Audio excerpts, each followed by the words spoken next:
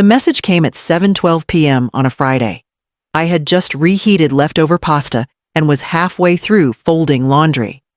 My phone buzzed. The family group chat lit up with dinner tonight. Everyone's invited except Mom. That was it. No emoji, no joke. I read it again, slower. Then again. My daughter-in-law had written it plain as day. My son was in the group. So was his sister, her husband, even Rachel, my niece in Ohio. No one said a word. Not even a thumbs down. Just silence. I didn't reply. I stood there holding a still warm sock, staring at the screen like it might correct itself. My mouth dried out. I clenched my jaw so tight it hurt the back of my ears. I texted Rachel separately. "Did you see that?" She replied, "Yeah." I thought it was a mistake at first. Then I didn't know what to say. And I get it, people freeze when things get cruel in public. But silence is a choice too. I didn't fight. I didn't ask for an explanation. What was I supposed to say? Please let me come. At what point does asking to belong start feeling like begging? Here's the thing, if I was such a burden, why did they use my address to qualify for the loan? If I'm not successful, why is my name still on the deed? I made myself finish folding. Then I unplugged the iron, capped the detergent, cleaned the lint trap. I was so careful, like I was packing away the last bit of dignity. That night, I didn't sleep. Not because I was angry, but because I was ashamed. I kept asking myself, when did I stop paying attention? When did I become someone they could write off in one sentence? And the worst part, I wasn't surprised. At 8:05 the next morning, I rolled my suitcase out to the driveway. I didn't slam the door. I didn't leave a note. But I made one call to Alma, my coworker at school. She picked up and said, "You need a place," I said, "just for now." She replied, "I'll make coffee." I didn't take much. Just enough to leave without needing to come back. I didn't know it then, but that group message was the last thing they'd send me for months. I moved into a month-to-month sublet on Pine Street, about 4 blocks from the school. Rent was $8.20. No lease, just cash and a handshake with a retired librarian named Joe. Her only rule, don't touch my bird clock. Fine by me. The place was small, smelled like cinnamon and cat food, but it was mine. Or at least mine enough. I didn't tell them I moved out. I didn't leave a note and no one followed up.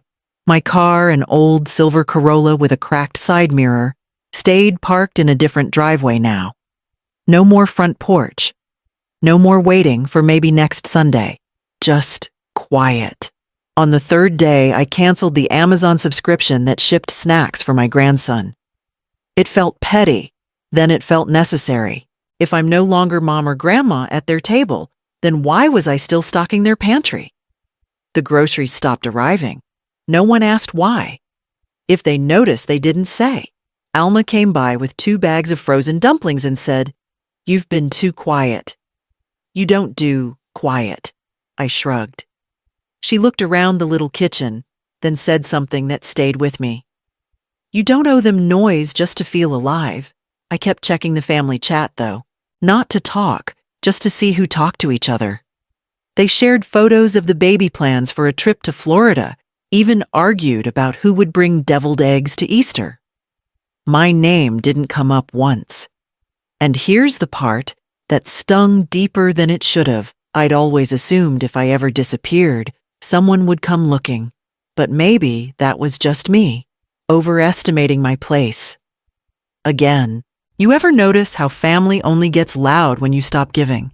If they loved me, where were they when I stopped being useful?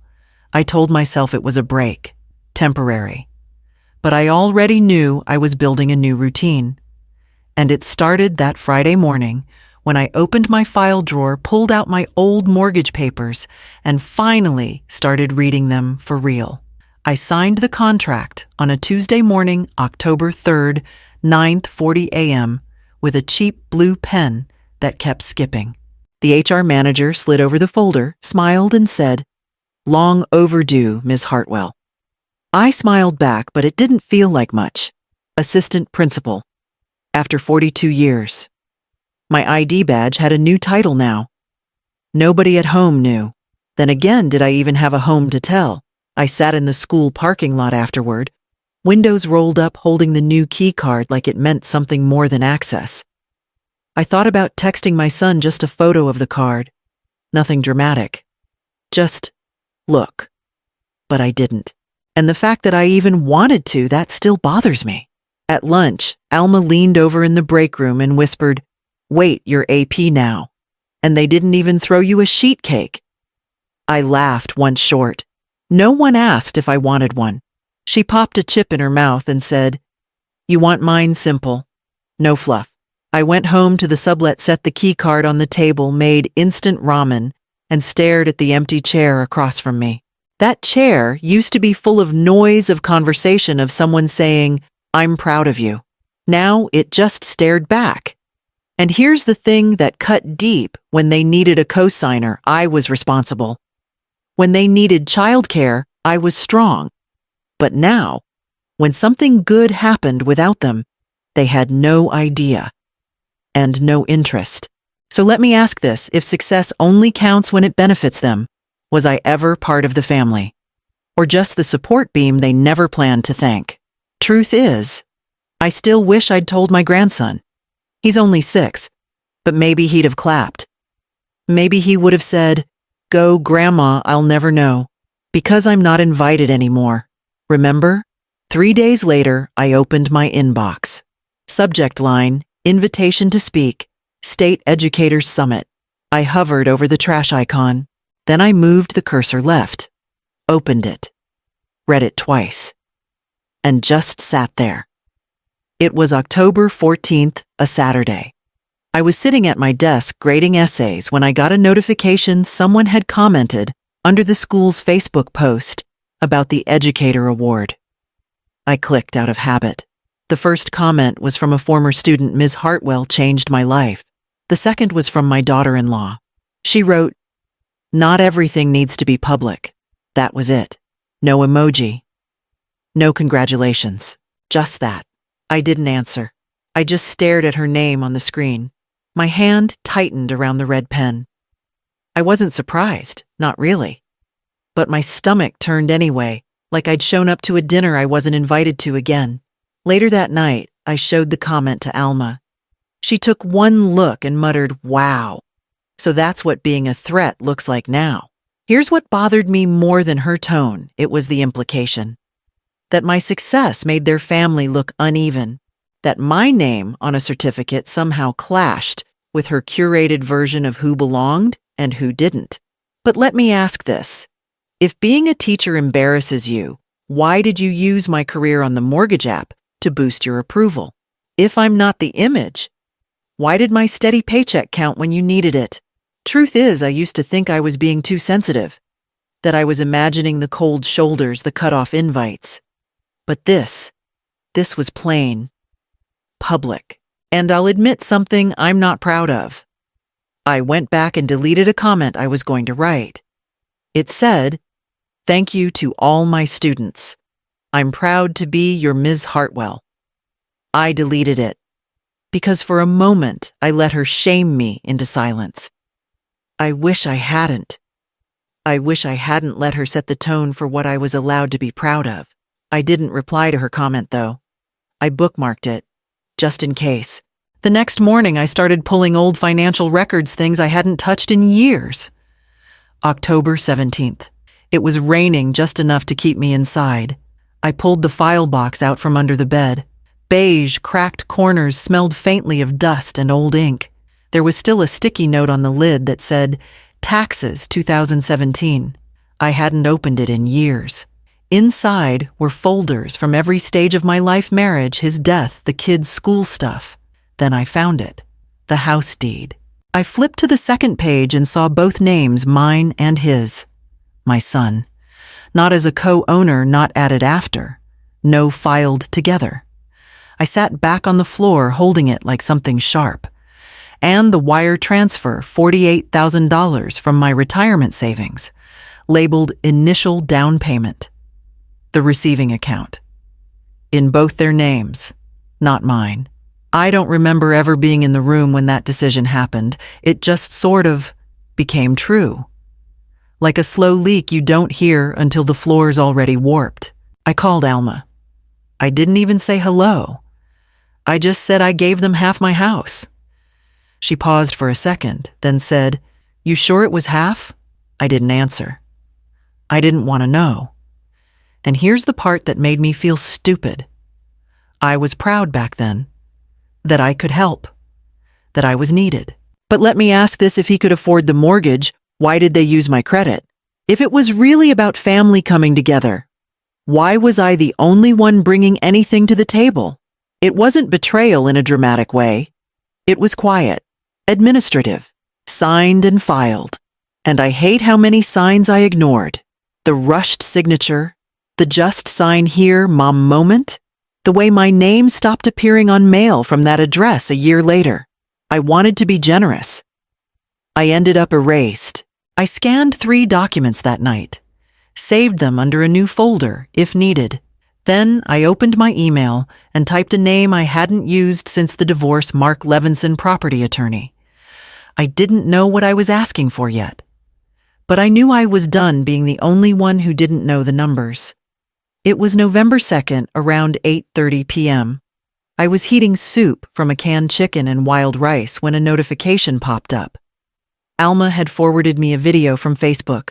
No message, just, "You sure you want to see this?"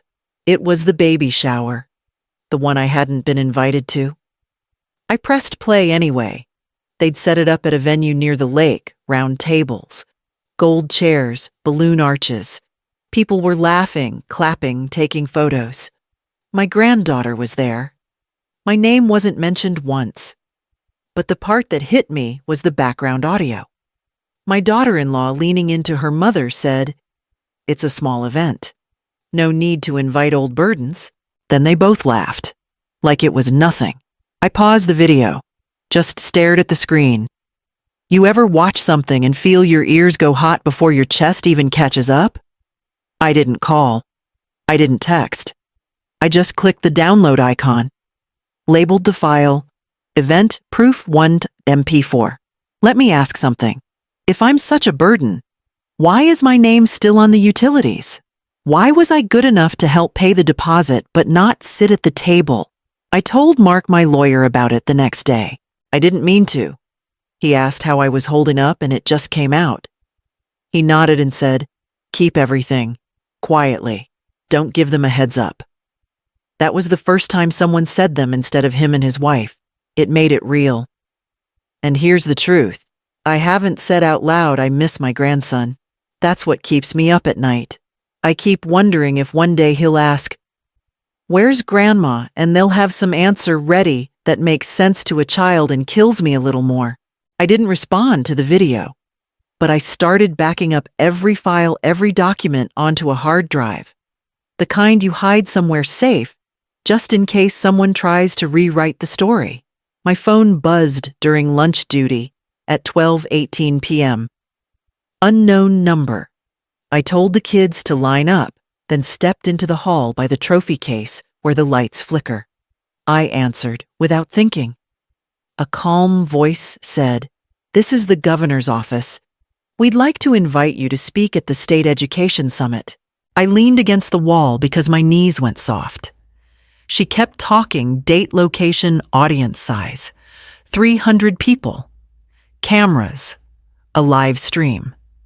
I said yes before she finished the sentence, like my mouth knew something my brain hadn't caught up to yet. When I hung up, I walked into the janitor's closet and cried. Not the pretty kind, the quiet hiccup kind.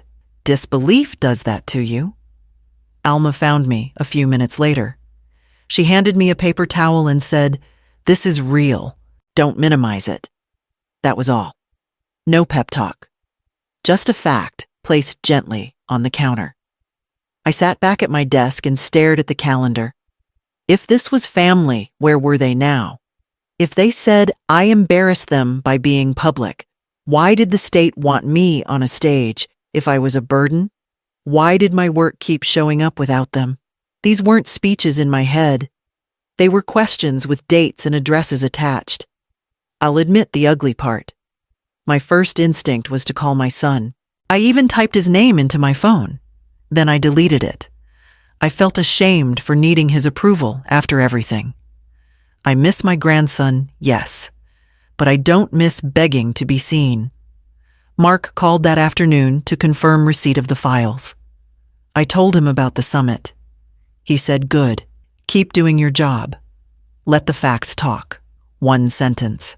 It steadied me. That night, I pulled my old blazer from the closet, the navy one they said looked too plain. I ironed it on low careful around the cuffs and hung it by the door. I wasn't planning a speech yet. I was just getting ready to be visible again, whether they liked it or not. They arrived at 2:43 p.m., 15 minutes late. Of course they did. I saw them step out of a silver Audi Q5, her heels clicking too loud for the quiet grass of the Capitol lawn. He wore a gray suit that didn't quite hide the sweat on his neck. I stood inside the rotunda, already mic'd up, watching through the glass doors, like I didn't recognize them. The usher approached me near the podium. "There's a couple asking to sit in the reserved row." Said they're your family? I handed her the printed guest list. 6 names. None of them theirs. "If they're not on it," I said, "they're not in that row." The usher nodded. No drama, just protocol. Security spoke to them a few minutes later. I didn't hear what was said, but I saw the moment they turned their eyes toward me like I was supposed to intervene. I didn't. I looked past them. I wasn't cold. I was done. If we're family, why did you need a camera crew to remember me? Why did you skip birthdays but show up for the broadcast? That's not being proud. That's PR. If you were proud, you'd have clapped when no one was watching. I caught Alma near the back. She gave me a small thumbs up and mouthed, "Solid." Just that. It helped more than it should have.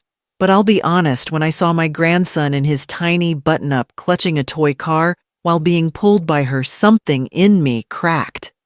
I used to buy him Matchbox cars at CVS. I used to know what he was scared of at night. Now I didn't even know what grade he was in. That's not pride. That's loss. They ended up sitting in the general section, 4th row center. I spoke without looking at them once. After the ceremony, I didn't linger. I walked out the side exit near the maintenance hallway, holding my coat and coffee heart steady. Not triumphant, just whole. Rachel called right then. She said, "You saw their faces." I told her I hadn't. Then I asked her to send me the full recording. It was 6:14 p.m. on a Tuesday. I was microwaving leftover lentil soup when my phone buzzed. The name popped up, Noah. Just Noah. I hadn't saved it as son in years. I wiped my hands, stared at the preview. "We didn't mean to hurt you. Can we talk? Things are better now?" "No, I'm sorry." No mention of what exactly they did. Just a shift in tone now that my name had been in the paper. I sat down at the table and read it again. Not angry, just tired. The kind of tired that sits in your bones when someone remembers you exist only after the cameras turn off. I screenshotted the message and forwarded it to Rachel. A minute later, she called. He said, "We." What's she got to talk about? Her voice had that sharp edge again. I mean, did she mean to erase you from the baby shower guest list by accident, too? I didn't answer. I was thinking about the wording. Now that things are better. Better for who? For them. Because the public loved the speech. Because the governor shook my hand. If they really wanted to make things right, why now? Why not when they co-signed that lease with my name? Why not when she called me a burden on camera? Also, let's say we talk. Then, what we hug, take a new photo, and they show that to their friends. Is that how redemption works? I remembered something Lily's teacher once told me after a parent-teacher night went off the rails. Just because someone wants access again doesn't mean they earned it. I'm not proud of this part, but I opened the freezer and grabbed a pint of butter pecan. ate it straight with the serving spoon. Not because I was hurt, because I hated how familiar that message felt, like the first 5 minutes of a bad cycle starting up again. I didn't block him. I didn't reply. I just sat there looking at my soup, already cold. That night, I reopened my email. There was one unread message from a reporter. The mic stand was too low. I adjusted it with both hands. It made that screechy sound I've always hated, but I didn't flinch. I'd practiced this speech a dozen times in my head, never out loud. It was May 12th, the 03 p.m. at the Capitol's House chamber. Temperature-controlled camera lights hot. I looked out. I spotted Rachel in the 4th row. Marcus was right in front with Lily. My name had just been announced twice, in fact, and somewhere behind the cameras, I knew they were watching too. They'd gotten in somehow. Maybe someone vouched for them. Maybe they pulled a favor. I didn't ask. I started slow.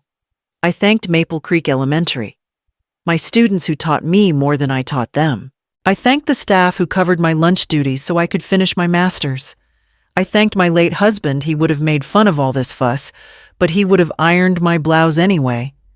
Then I thanked the family who showed up, the ones who stayed when it got quiet. I paused. My hand brushed the edge of the podium. I felt my mouth form the shape of my son's name, but I didn't let it out. What would I even say? Thank you for leaving so I could find my spine. That's not a tribute. That's a scar. Someone from the front row, maybe Lily, shifted and I snapped back. I closed the list. Looked up. The applause started before I said, "Thank you." I didn't rush to leave the stage. I let it ring. Afterward, an older teacher I barely knew squeezed my shoulder and said, "That speech, that wasn't for them. That was for you." She was right. And I hated that I almost ruined it, trying to fill in a name that had already erased itself. When I stepped down and the governor shook my hand, I heard my name again, clearly this time. And this time, it stayed mine.